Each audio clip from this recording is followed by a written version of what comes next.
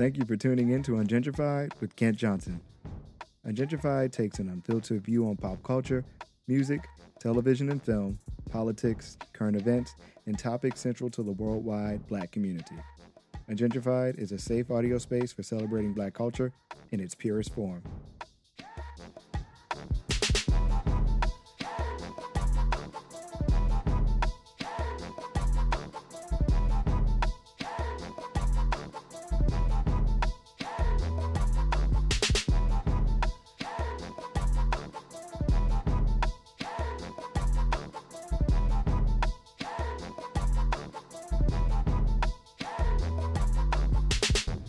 Thank you for joining another episode of Ungentrified. This is your host, of course, Kent Johnson, and I'm excited to talk about today's topic, but we have some current events to talk about first. So are you ready to talk about what's been going on in the news?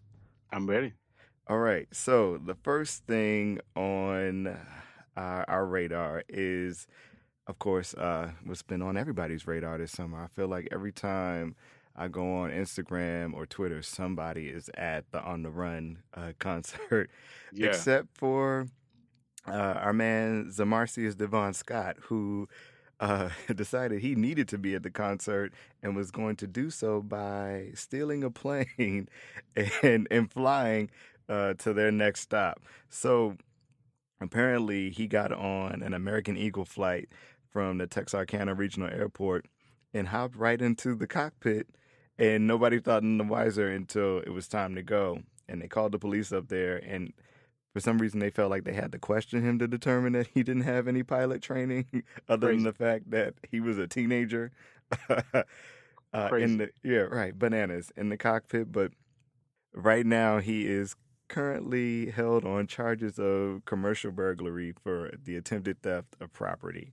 You know, sometimes ideas are just good in the head, like in our heads. Like, what could you possibly be thinking? I'm just going to get into the plane and sort of figure it out. I guess it's like driving a car. I don't know. That's crazy. Well, you know, the beehive, some of the bees in the hive have been hitting the honey a little too hard. Duly noted. Noted. Listen, I love Beyonce like the next, but that's pretty extreme. Yeah, I'm trying to think of like what's my threshold for trying to get to a concert. I don't think theft is involved in it. It might be, let me get on the Ticketmaster site a little early, or I'll pay a little extra money and buy it from my people that got the hookup. But it ain't stealing a plane. Yeah, like no. I'll cut back on a night out, But I'm not stealing a plane. Right.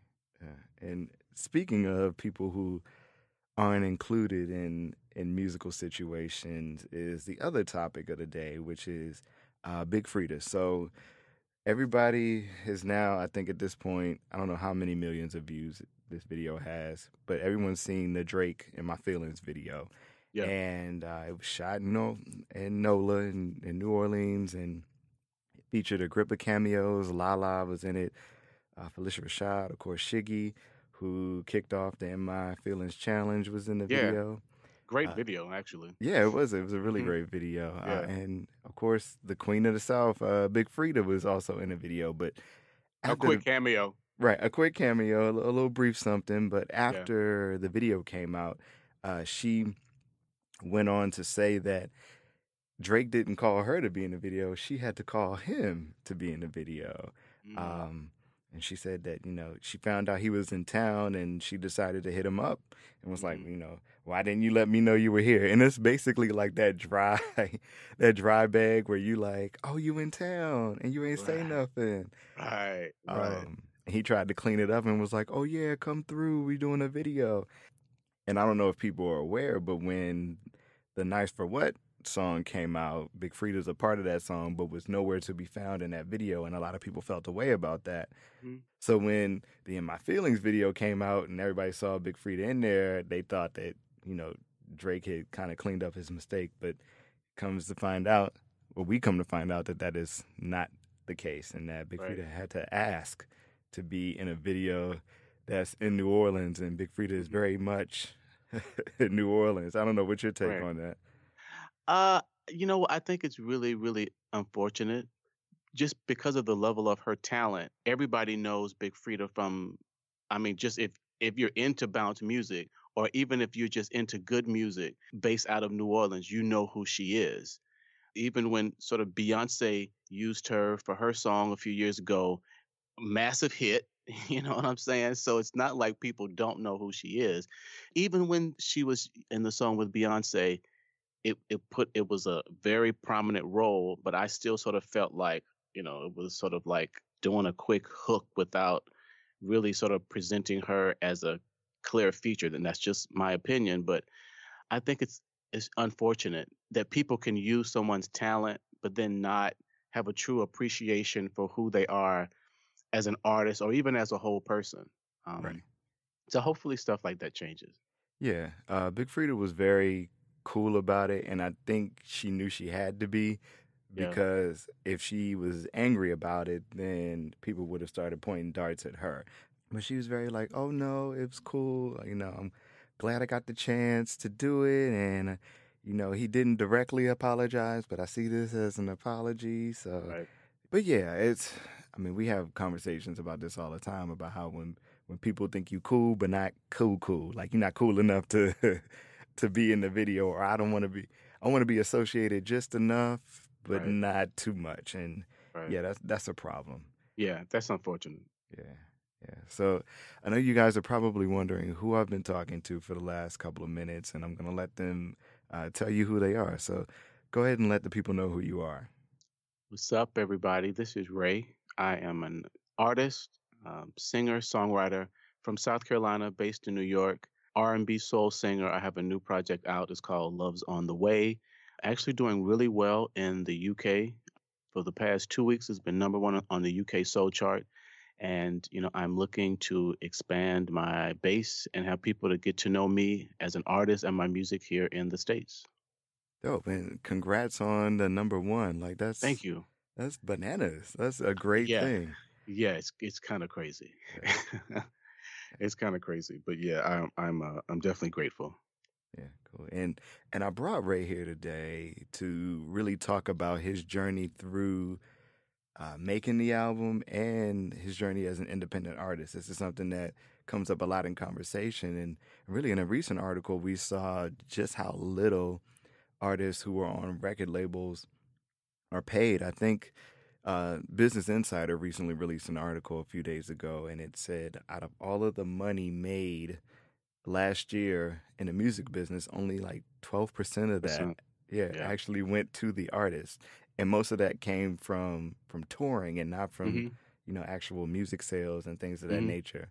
So to hear that, and then, our conversations around like streaming and the lack of money that people get paid, I really wanted to dig in that more. So why not have someone who has gone through it and is going through it currently to talk about it? So that's why Ray is here with us today. But Ray, before we get started, one thing I ask everybody that comes on the show, it's what's on their radar at the moment. So it could be something that is hot to you, a book that you're reading, a Netflix show that you're watching, a rabbit hole you've fallen into on YouTube. What's your jam at the moment? Like, what is on your radar?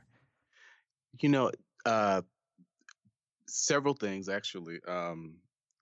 Her new EP that came out, like I'm a huge, huge fan of her music. There's something about, I guess, the level of musicality she has, her flow, everything about sort of how she presents herself really bodes well with me. So I'm really excited about her new EP coming out. I'm going to see The Black Klansman tonight, the new movie by Spike Lee. Really excited about that. And Insecure is coming out the new episode is coming out actually on Sunday, which just so happens to be my birthday. Oh, look, you got a lot of congrats going around. Happy birthday. Thank you. Happy number one. I'm sure this will be an amazing birthday with Yeah, the number one preceding it. So yeah, yeah, it's a lot of black creativity going on right now. yeah.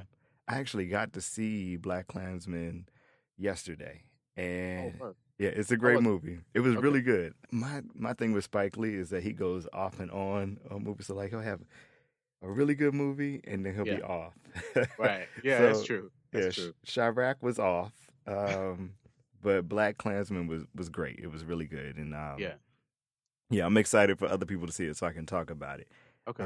But yeah, no, it was really good. I'm excited also for Insecure this weekend. Actually working on a project with a friend of mine where we're going to be doing recaps of those episodes. So Oh, excited, wow. yeah, Nice. for that as well. And I'm looking forward to the music that she puts into, or that the producers put into the episodes this season, because they do a really good job of infusing music to messaging to visuals for Insecure. And they put on a lot of new people too. Yeah, So they do. Yeah, they do. which I appreciate from the music direction on that show. They But definitely. yeah, I'm trying to think what else is on my radar. So I've been, as far as Netflix, I've been really getting into this new series they've started called Explained, where it's like these little mini docs, maybe like 15 to 20 minutes on certain topics. So Okay. it could be why diets fail or Hmm. weed. I think the last one I watched was about the history of the exclamation point. Don't ask me why that was of interest to me, but it was a really insightful episode. But those are, Okay. they drop those like every week, and it's like a little 15, 20-minute Oh, doc and so it's on. short. So, yeah. So they're, Okay. they're easy to watch and Okay. move on. Another show I've been watching is Dark Tourist, where it's this guy from New Zealand, and he goes to places all around the world that have kind of these macabre or dark tourist attraction. So one of the Okay. episodes I watched was about a village where they don't think that people die when they actually die. So they think that the people are still living even though they may have stopped breathing. So they treat Oh, them like they're alive. Yeah. they're just Um, taking a quick nap. yeah. And they don't consider them dead till like maybe a year or two after they've physically died. And then they dig them up every year and have like a celebration around it. And the only thing, Stop. yeah, Stop. No. No. the No. only thing I could think was just like, thank goodness this isn't the biggest of villages because like if it was a town, y'all would be digging up dead folks every day and having these Wait. celebrations. So they don't. At what point do they bury them? I, After a if, year? I think if I remember right, it was either 1 year or 2 years. So they after when a person dies, Uh they huh. leave them like in their home and like they keep them dressed. They come visit them. They bring snacks, and it's a dead body like just chilling in the house. I can't. And then when they finally do have the burial, like a year later, they exhume the body and like give it new clothes. No. No. They were taking selfies with like dead grandma. No. It was No. it No. was No. very interesting. I'm Yeah. like, and who's wearing the mask from the stench? Like, is Everybody's cool with it. I guess it's just like a part of the everyday now. Because if you have dead people just chilling in the village, I yeah, think yeah, that right, everyone's true. acclimated. Yeah, They're not disintegrating. That's not funk. That's just they're just musky. I don't know. yeah. It was very interesting to see like the state of a body that's just been left out in the open for a year, but still kind of tended to at the same time. It was like one of the bodies they put glasses on the body, and I was like, but.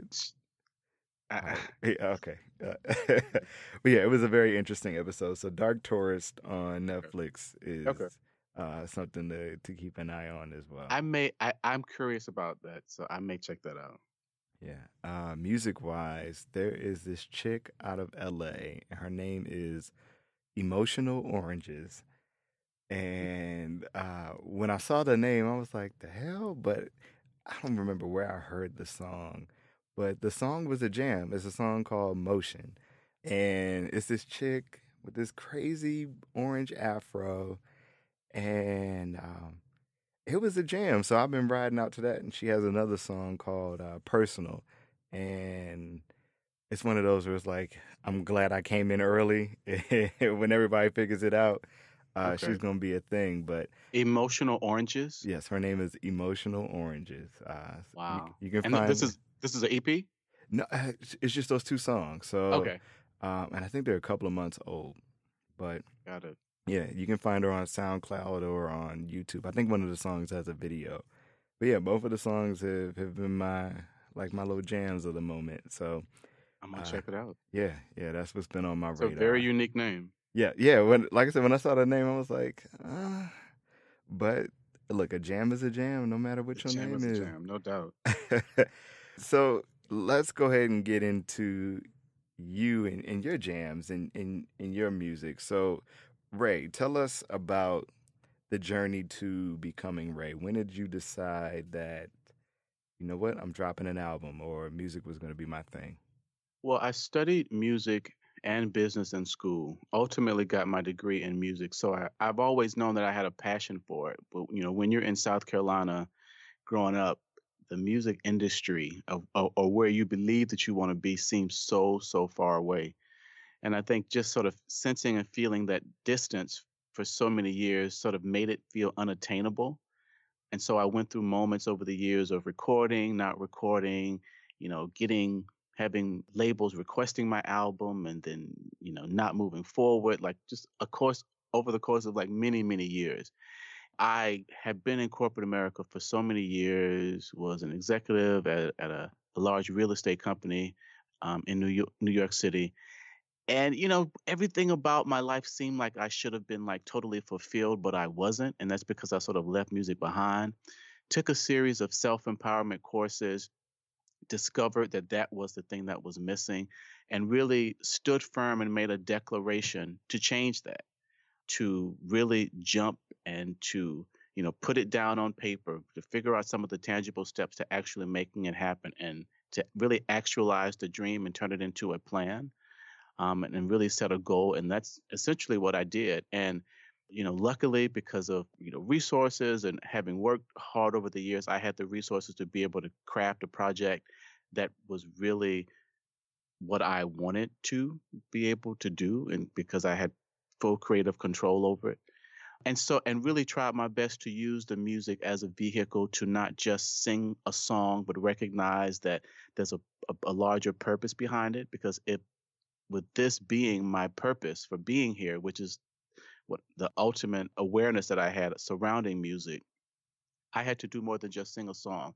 I had to sort of believe in the music. I had to believe in the writing. I had to do my best to convey a sense of something being larger than just a song, to really help people, to move them from one place in their life to the next, even, but without it being preachy, sort of on a very subliminal, wow, this is a cool, smooth groove, but damn, when I'm listening to the words, he's actually saying stuff about where I am and what I'm feeling. And so that's really sort of the journey and how it happened and sort of and how I see it overall, so that it's something more than it's something that's impactful for me, having the opportunity to positively impact other people's lives.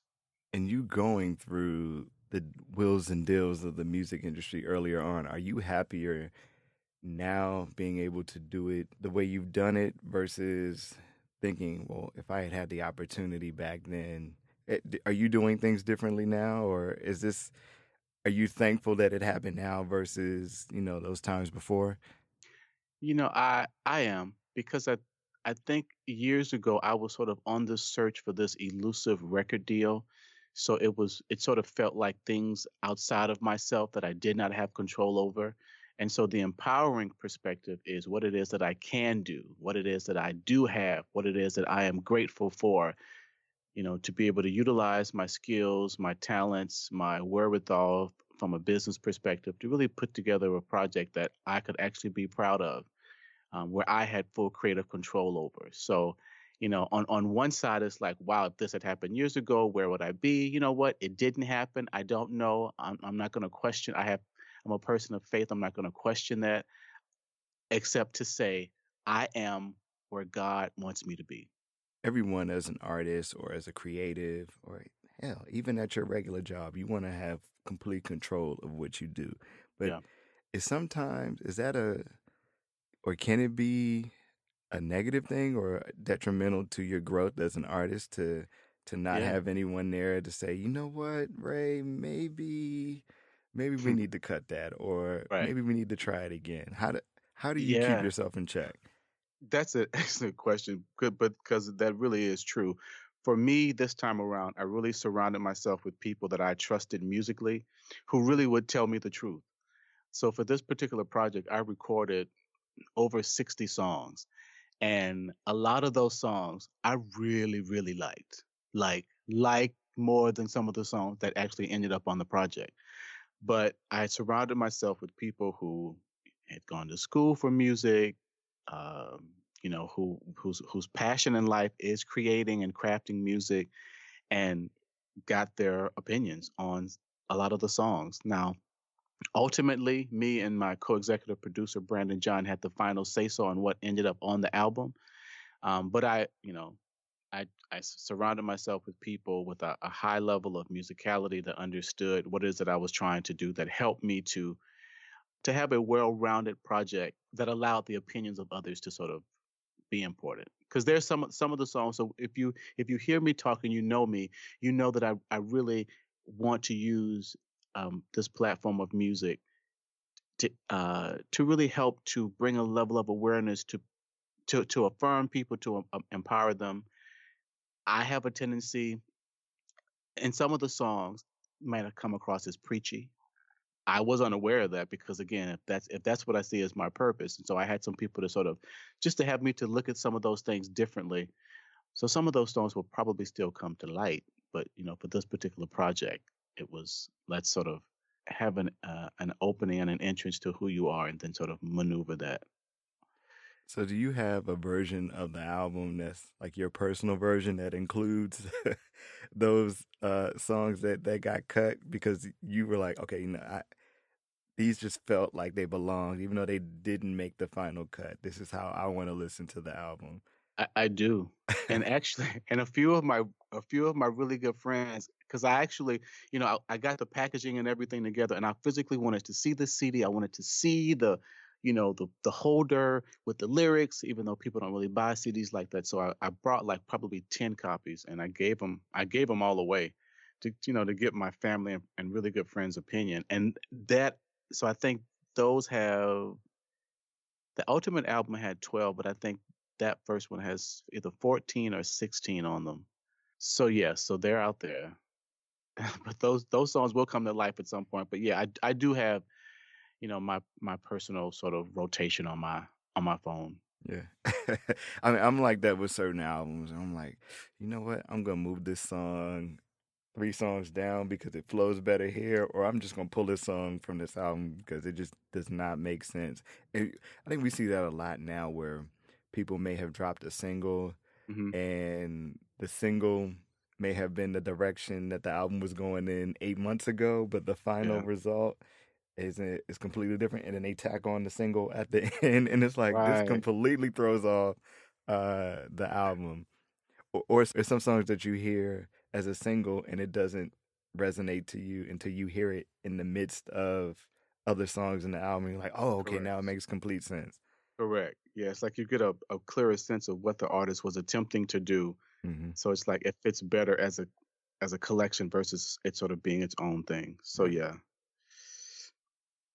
Yeah, I think that's a hard balance to find like things that work independently and as a team, like as a part of an album as well. Yeah, agreed. So one of the things that I attempted to do was like, growing up, I always loved albums where you could really hit play and just let it go.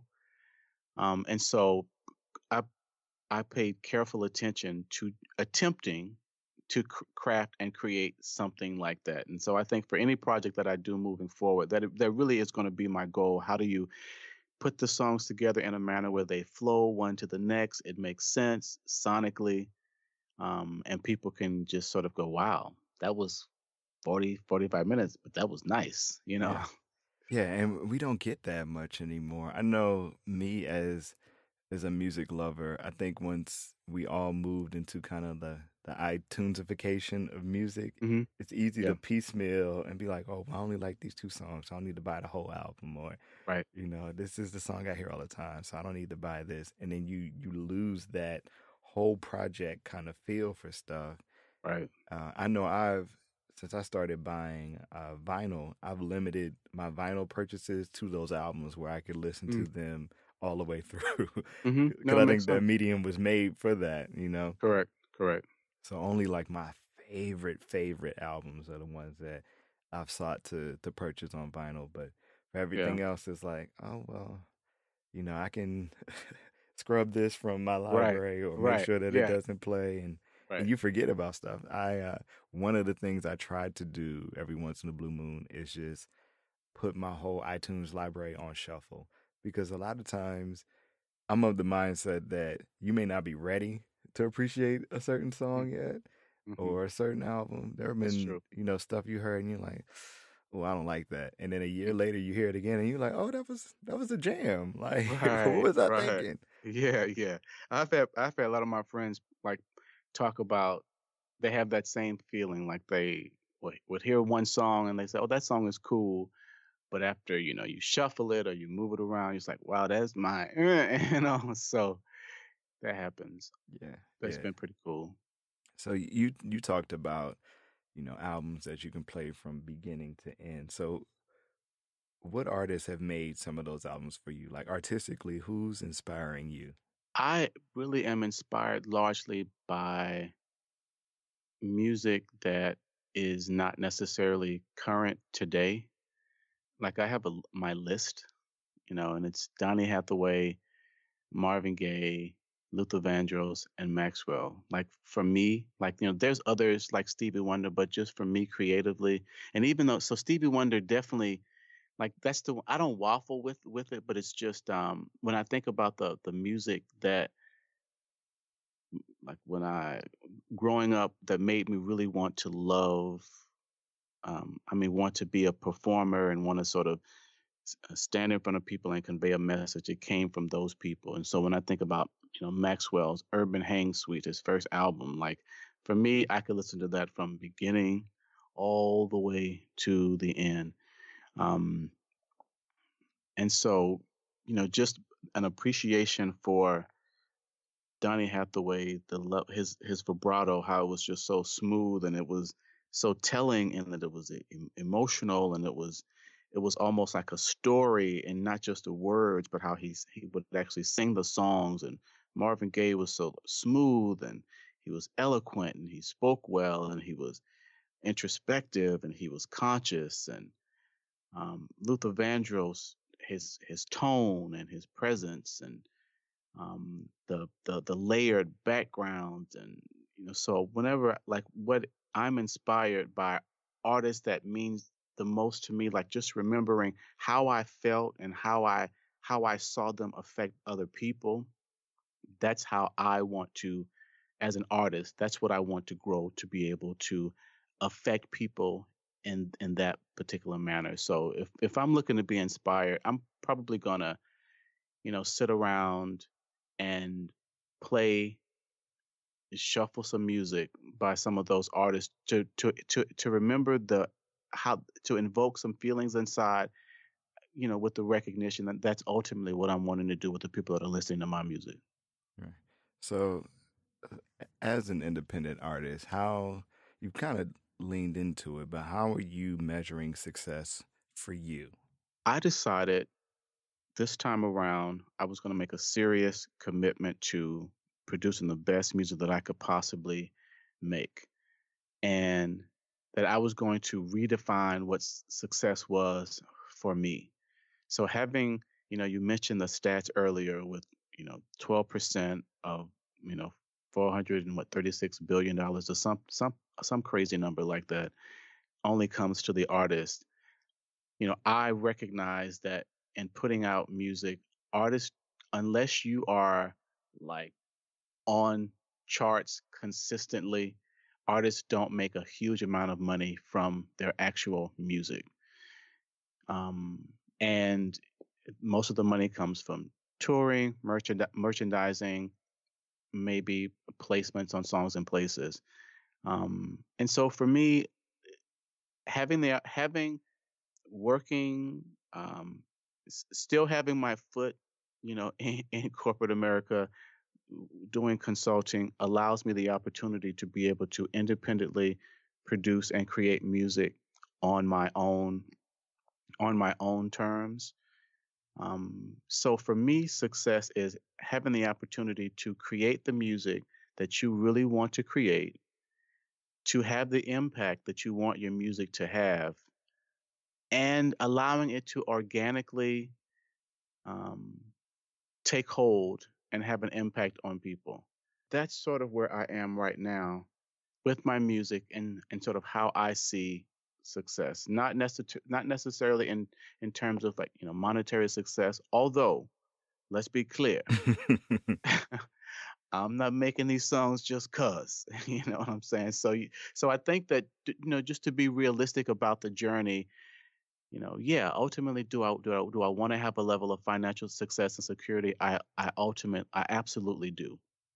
But again, but I also recognize that I want to have a greater impact on people's lives. So, and I'm passionate about it. And so what I hear and what the people say is that if you follow your passion, if you're committed to a certain level of excellence with your passion, the money will come. So, Yeah, they say that. I'm waiting for that to happen. No, I'm right, playing. No, it's true. It's yeah, true. I think you have to calibrate what success is for you around yeah, your passion. Because money, if your passion is gardening and you make $100,000 from that, that's great for gardening. You don't have to be a millionaire from your passion, you know. right, So I think people forget that when you hear the second part of that, like the money will come.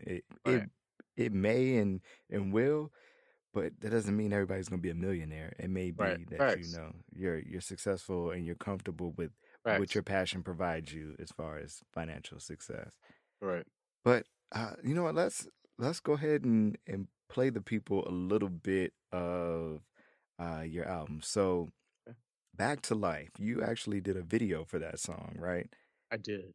How was that process as an independent artist? Like, how did you go about scouting a Expensive. director?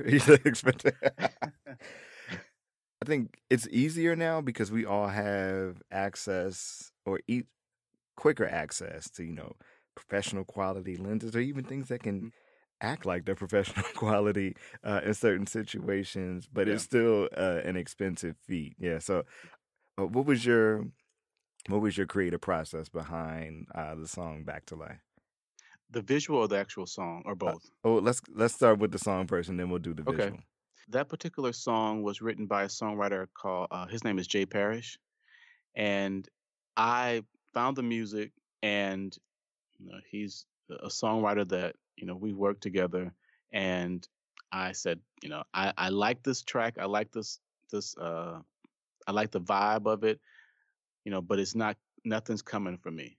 And so I've learned that if the song doesn't come from the track, but you like it, try to see if somebody in your circle can sort of put something together and you guys can collaborate. And it didn't work for me. So he was actually able to write this particular song, and we sort of worked on some of the background vocals, the arrangements together, and some of the wording. But just a nice, smooth, cool vibe uh, track that talked about being at a place in your life where love comes in and sort of rejuvenates you, inspires you, and really, brings you back to life. Yeah. Yeah. So let's play the people a little bit of which is one of my favorite songs on the album, "Back to Life."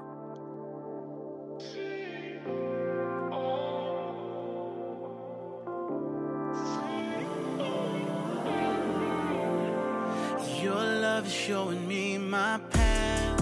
My heart belongs in your grasp. I only see you underneath your light. I can't survive without your kiss. My life dripping from your lips. I'm nowhere if I'm not by your side.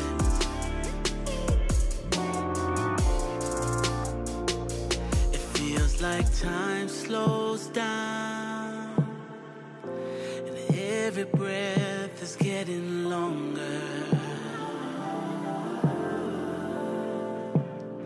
I feel my heart sinking to the ground, and every weakness is getting stronger.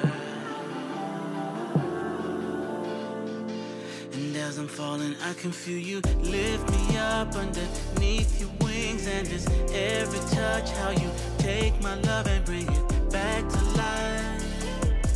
You bring it back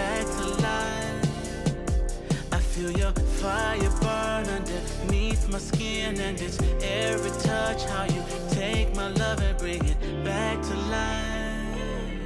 You bring it back to life. So Ray, when were you recording this album? How long ago was that? I started recording the album in May or June of 2016. Oh, okay. Wow. So it wasn't, you were recording this year, it dropped this year. This has been a work in progress for you. Yeah, it's been a work in progress. It's been a journey. I started in 2016, and I got the final mix from the mastering engineer, October 2017. Oh, wow. Yeah. Yeah. And I think people forget that too. I mean, there are some songs that people recorded on Monday and it drops on Wednesday. Right. But a lot of what you hear as far as albums, those songs have been floating around for a while, or, Yeah. they've gone through different hands, or, Yep. this might be version 6 of the song that we're hearing. Yeah. It's crazy to think that. And I'm always interested in when artists record and how the album ends up sounding. Because I don't know about you, but I'm very quick to compartmentalize an album to a season.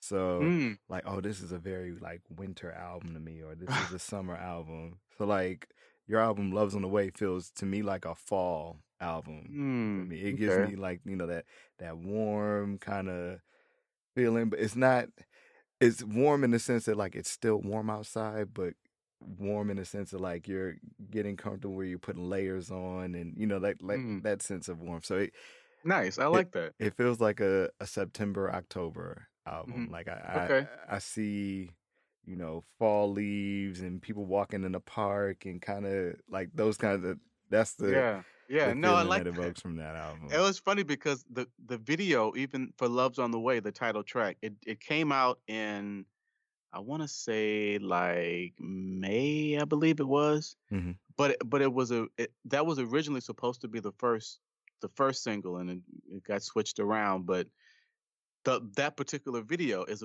we actually recorded it. I think it was somewhere in November of last year. So it's so funny that you would say that, and then the title track of the album and the video was pretty much a fall kind of video. Yeah, it definitely gives me fall vibe. But it's like at certain times of the year, I'll listen to certain things. Like I have albums that I automatically be like, oh, it's raining. This is the mood for that album, or it's wintertime, and that's when I'll drop like a Carl Thomas's Emotional, because that's like a late fall winter album to me. Right. No, I understand. Love's on the Way definitely feels like a fall album. One of the things that I would think, and you can correct me if I'm wrong, would be a struggle for an independent artist is discovery. Having people find, you as an artist and your work. Because, when you have a label behind you, you have this big machine, a marketing department, a whole team dedicated to getting you out there. Yeah. How does that work for you? For me, it's been a definite grind, because I am, I still consult from the corporate side. I work from home largely. And so it gives me the flexibility to be able to do work that, sustains me, that, gives me the money for my musical habit, but also gives me the time to be able to do things like marketing and having radio interviews and, all of that stuff. So when you are sort of starting out, you have a very small team, and I do have a very small team, but a lot of the grind is behind the marketing. Because I have the wherewithal, the ability to be able to do it, I've done a lot of that stuff, and it is a definite grind. When I think in terms of, if just comparing it to my past life in corporate America, coming up through the ranks at any particular job, you learn, if you're starting from the ground up, you learn all the basics. You learn how the business works from two different perspectives. And so I simply see this as an opportunity for me to learn, as I'm growing, because I've dedicated my life to this. This is what I'm going to do for the rest of my life. And so the more I grind, the more I learn, so that when I get to a position and, let's say, for example, I am at a label or I am in a position where I have a bigger team, because been grinding from the bottom up, I now have a level of expectation for the people surrounding me, because I know if I could do it, on my own, Hmm. then surely there's some things that you're going to be able to help me with, and so hold people accountable. So, I always try to see Kent, the glass as being half full versus half empty. And so if the glass is half full, even the struggles, even the tough times, there's a lesson being taught. There's something to be learned, if you allow yourself to see it that way. So having an attitude of gratitude really, really does help you to sort of keep from feeling like, oh, I'm not making any money from my music, or oh, I'm having to have to do all of this stuff with marketing, and because there's a lot of us, you know what I'm saying? There's a lot of us, but doing your best to be grateful. Surround yourself with people that keep you positive and keep you motivated. For me, has been really, really key, and allowing me to be able to, sit at my computer, grinding away for hours upon hours, marketing my music to people around the world. Really, and really is how I was able to get my music into the right hands and to have this large following in the UK, to be able to maneuver the scenes, to be able to have the DJs to play my music, to even be on a chart, let alone number one on a chart. Yeah, yeah. I'm still. I get excited every time you say number one, because it's so amazing. It's crazy. It really is crazy. Yeah, but so you brought up a good point earlier about the life of independent artists, and we were talking about the numbers or the lack of numbers as far as payout Hmm. for music in this day and age. And streaming is something that always comes up in that conversation. People are looking at how much people get paid per stream, and I've seen as low as like 0.001 cent per play, or Hmm. I think,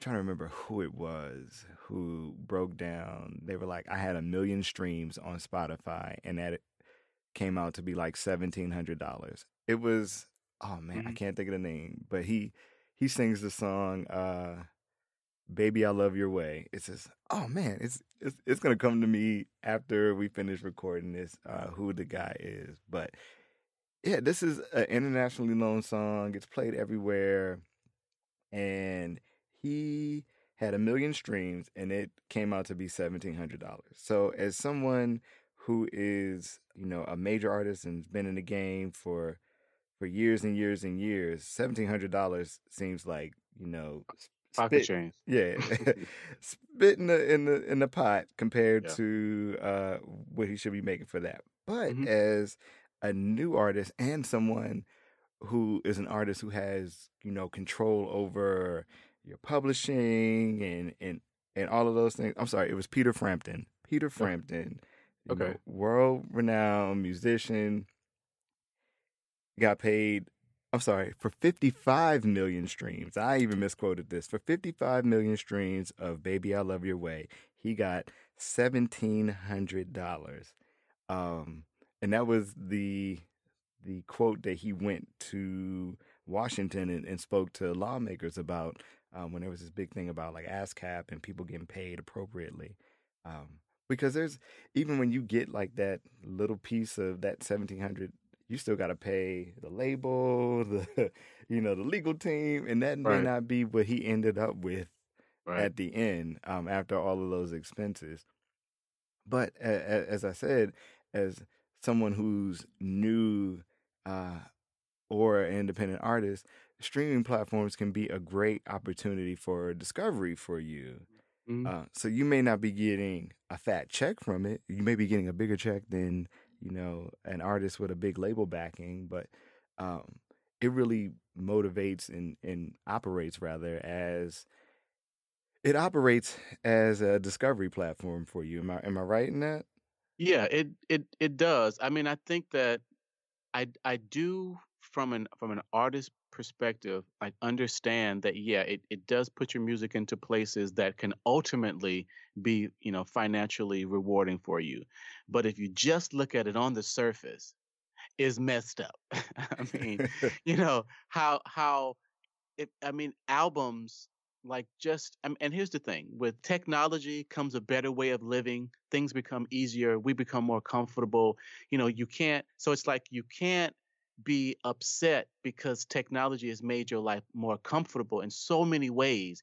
That same technology is, even though it's making your life comfortable, it's also decreasing the value of your actual music, Mm-hmm. right? Because now people can listen to your music on their telephone with the same crisp, clear quality, back in the day when it was other things. And so it's like, we like technology when it works for us and helps our lives, but then we don't when it sort of can be, financially not helpful for us, especially as musicians. And so, but having said that, I think it is just the the amount of emotions, the grind, the hard work, the people put into crafting and creating music that sounds good and enjoyable. Like until you actually sit down with somebody who's creating music, you really won't understand, even after you get the music together, the mixing and mastering process of getting vocals right or getting the music right and levels of music, and how you go back and forth with the mixing engineer, and then it's like, for people to then say, okay, so you did all of this for one song and it's worth 99 cents. Oh, and by the way, uh, of that 99 cent, we're going to give you 12 cents of that 99 cent. Like, Right. it's just, and so again, I I try to look at it from all sides, but it really is, it's a little off. The Yeah. math is a little off. Yeah. So I use like, Spotify and Tidal and Apple Music for the purpose of discovering new music. Like I don't go on there to listen to artists I love because I have Yeah. that music, Right. Yeah. I use those for, okay, this is the kind of music I like. Can you put me on the new stuff so that I can in turn, once I find that new artist, if I'm like, oh, okay, I like that stuff, I'm going to go and find where I can buy it because I know Mhm. that streaming isn't going to give them the payout that I think that they deserve for Right. their work. Right. And you see this a lot of times where people are like, the best thing to do at night for the artists that you love or your friends that are artists is to just open up Spotify and let their playlist just play all night long so that they have to stream. I was like, or you could just buy their album. I mean, but then I'm hoping that people have, and this is an extra way for them to support. But Right. yeah, it's crazy. I was glad to see that out of all of the platforms, Tidal was one of the ones that pays a little bit better. Yeah. I think it was like second or third in line, but some of those payouts were abysmal. Yeah. And I was like, you really, I guess as an artist, you really can't look at it as, oh, I get a check from there. You look at it as, this is just another place for my music to be discovered. And it may lead to somebody coming to my concert or, Right. and that now I get more of that money versus, relying upon that check. But I mean, that's not to say that there are some Spotify millionaires out there, like people who, Right. there was an article I read about a guy who does cover songs. Mm. And he got popular that way, and he would then release his own music on Spotify and other platforms. And he was getting, hefty checks there because he had nobody to pay. It was going straight from his computer to His bank. Spotify, and Right. all of that money came back to him. So, Yeah. he was, making good money that way. He also had YouTube paying him because he was doing video recordings of it. So, it was a full thing going on. But, he was still trying to get his actual music discovered and not just the cover songs. Cover songs. Yeah. Right. So, yeah, I think you got to find the value. There's a monetary value and exposure too that people forget about because it's like, well, that exposure may not come into fruition until 6 months from now. I got Right. bills today. Facts. So Rent is due. yeah, yeah. So we beat up streaming platforms, but they do have a space for independent artists. Yeah, totally agree. Yeah, yeah. So do you think it's easier now for artists to get their music out and make money than it was maybe 10 years ago? I would have to say yes. I think it's easy to get your music out. Um, as far as making money, I don't know if it's easier. I think that you have to grind and be committed to making the money. Like you really have to. I mean, if you think about it, like there are billions of people on YouTube.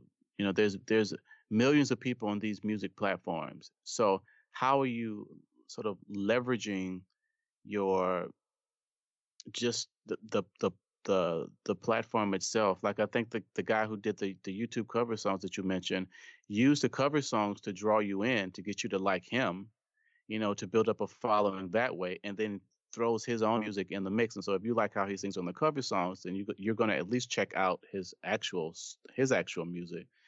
So I think that the technology exists for you to maximize it. So it's easy to get your music out. You just have to record it, you know, have it sounding decent, submit it to one of the aggregators to put it out there for you, like CD Baby, TuneCore, some other people. And then it's automatically on all the digital platforms. But then to maximize it being on the platform to get people to know that it's there, takes some more grind and some more work. But yeah, so it's possible to make money. Yeah.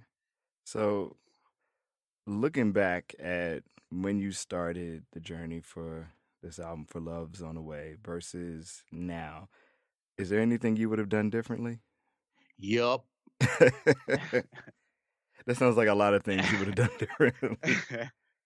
The creative, passionate person, wanted to craft and create music that would move people. And so I think that's what I attempted to do. What I realize now is that I should have um, been more conscious of what it was going to take to market the album on the other side of the creative process. So I would definitely have a bigger marketing budget versus a bigger recording budget. Wow. Okay. Yeah.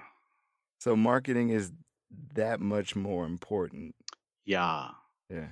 As an independent artist, when you don't have, large financial backers behind you, it is vitally important because people, you have to find your tribe. Everybody, if you are, if you have a level of talent where people go, huh, yeah, I like that. You have to be able to find your tribe. And so the right marketing helps you to be able to find your tribe, to find the people who will come out to your shows, to find the people when they come out to your shows, they will actually want to purchase something of yours, like a T-shirt or even a CD, even if they don't have a CD player, they just want something of yours. Um, so the market, what I discovered is that market has been easier to penetrate in the UK because of their love for what they call soul music, which is really sort of adult R&B, contemporary music. Um, but so having the marketing budget to be able to penetrate and to find your tribe is equally as important, I discovered, as being able to craft and create music. Because you can have great music, but if the people that you want to hear it can't hear it, they want to hear it. Like they want to know you, they want to like you, they just don't know that you exist. Right. Have you ever heard of the theory of 1,000 true fans? Yeah, yes, I have. Like Right. getting them to spend a certain amount of money, like every project, and sort of depending upon that. Um, Is that what you're talking about? Yeah, so this guy, this is maybe like 10 years ago, he wrote an article. His name is Kevin Kelly. Hmm. And he said, as a creator, you can live a financially comfortable life if you Hmm. can corral and identify like your 1,000 true fans. Like you don't need Yeah. millions of fans. You just need Right. 1,000 true ones. And the Yeah. quote unquote true ones are the ones who would, you know, drive 200 miles to go see you Hmm. perform, or Yep. they'll buy the best of Yep. album that you put out. Like any kind of content you put out, they're watching, they're listening, Yep. they're, put in. And if you can get them to spend $100 a year on whatever content you're putting out, that's 100,000, because Right. you've tapped into your 1,000. And Yep. he's like, if you cater to them, Yeah. you will be successful and content with your output as a creator. I've used that theory a lot Hmm. in the work we've done for Black and Abroad. Like, if we Hmm. can just identify who our 1,000 are and cater to them, and everybody Yeah. else, we're happy to have you, Right. but our 1,000 is who we focus on. Right. Who Well, I've definitely spent my $100 for Black and Abroad plus. and we appreciate you. You are a part of that 1,000. But yeah, it made complete sense. It was like, hey, you know what, that 100,000 makes Yeah. Really does make sense. yeah, and it's not that hard to obtain, as long as you are constantly in a space of creating, or Right. identifying your 1,000. Right. It may take you a couple years to get to that Yeah. 1,000. Yeah. Right. No doubt. But once you got them, you keep them engaged, and then you grow from there. Like Right. there are people out there who have 10,000. Hmm. And they may only spend $10 a month or $10 Right. a year with them, but Yeah. there are ways to do that. But no, whenever I talk to somebody, whether it's an entrepreneur selling a product or a musician, I always ask them if they're familiar with that, and how they kind of work to identify their super fans or their true Hmm. fans, Hmm. because it really makes sense. You don't have to be on every billboard. You just got to be on the ones that the people who want to pay attention are paying attention to. Facts. Yep. Yeah. Facts. Yeah. So let's get into another song from the album. It might be my favorite song. I go back and forth, but Okay. it's definitely my jam of the moment. And this is actually your current single from the album. Is that correct? Yes. That's correct. And this is Fall Back. So is there a video coming out for Fall Back? Ah, that's the question. It is. But while we think on that question, let me go ahead and play a little bit of my jam from Love's on the Way, Fall Back.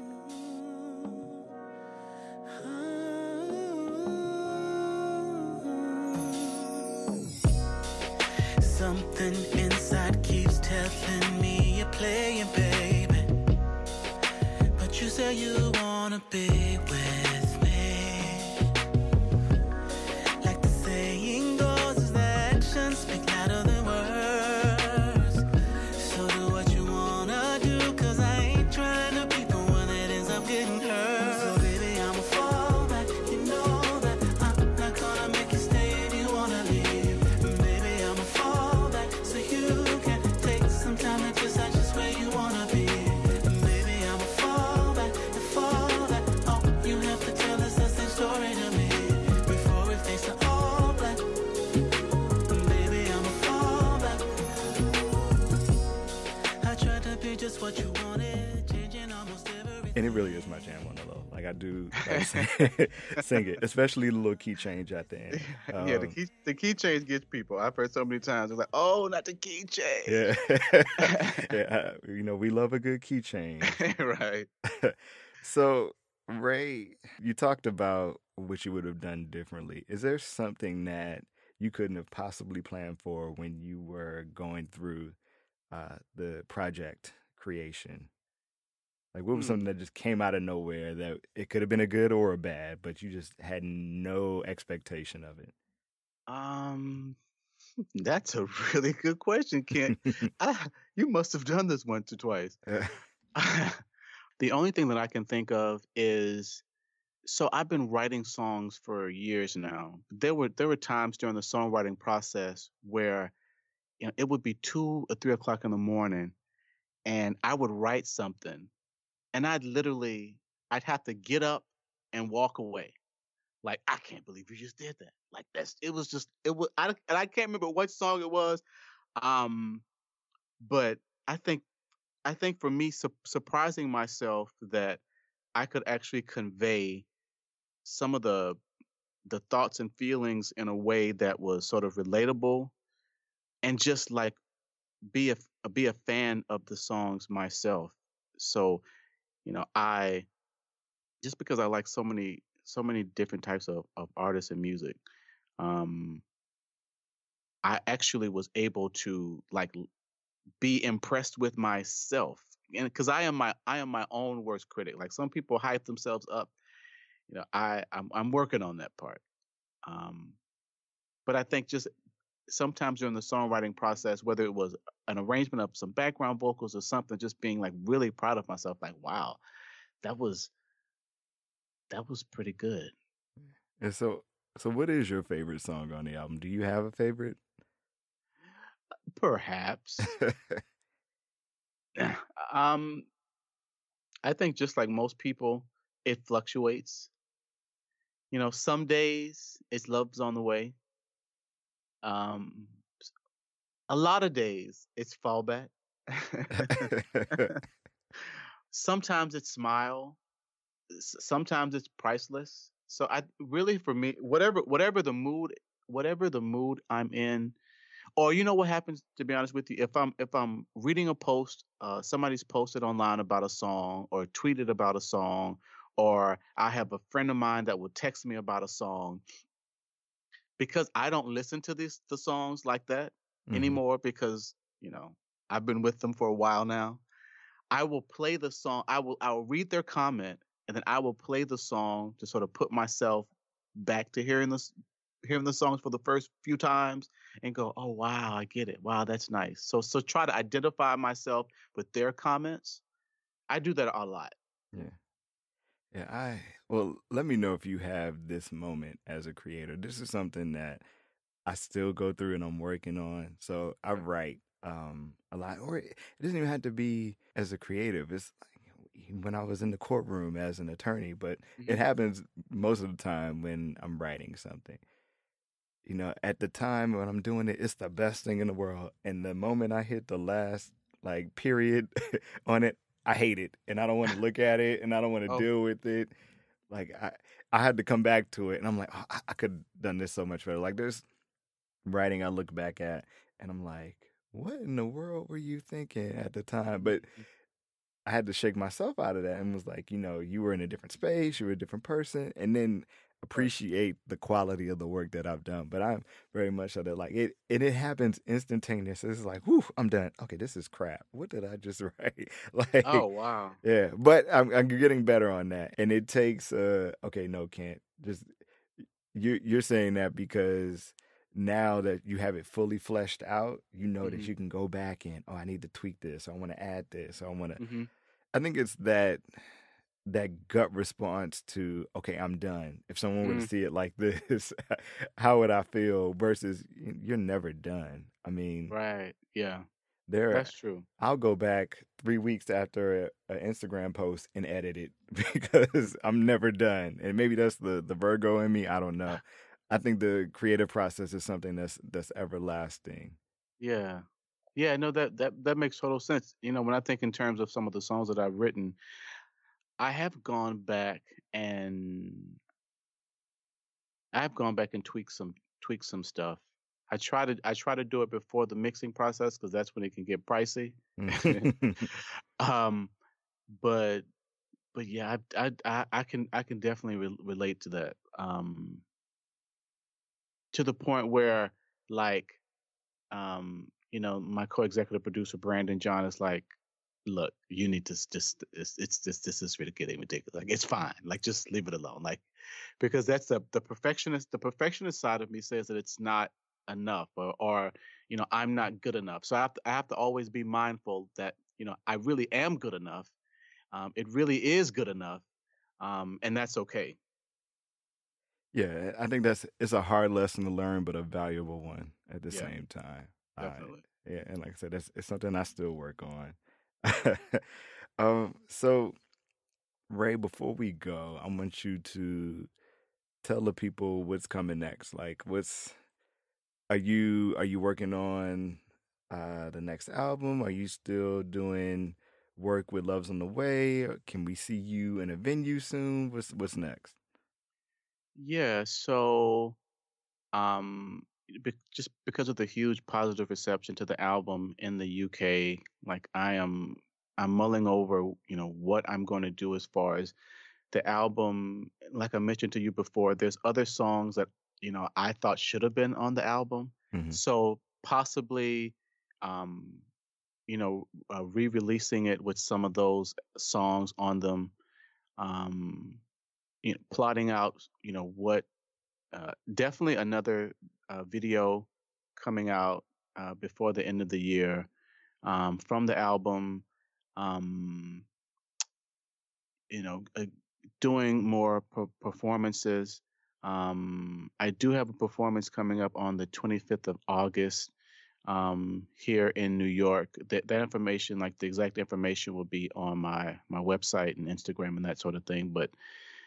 Um, but I'm always writing songs, So I started working on a new song this week, and trying to really think about, what how am I going to build upon the sound that I have now, and just sort of figuring out what the next project is going to sound like. But I have a large arsenal of songs already, and like I said, I'm always recording new stuff. So yeah. Good. So you you start on it. Tell the people where they can find out more about you and what's going on and where they can buy the album. Yeah, you can buy the album on all digital platforms, iTunes.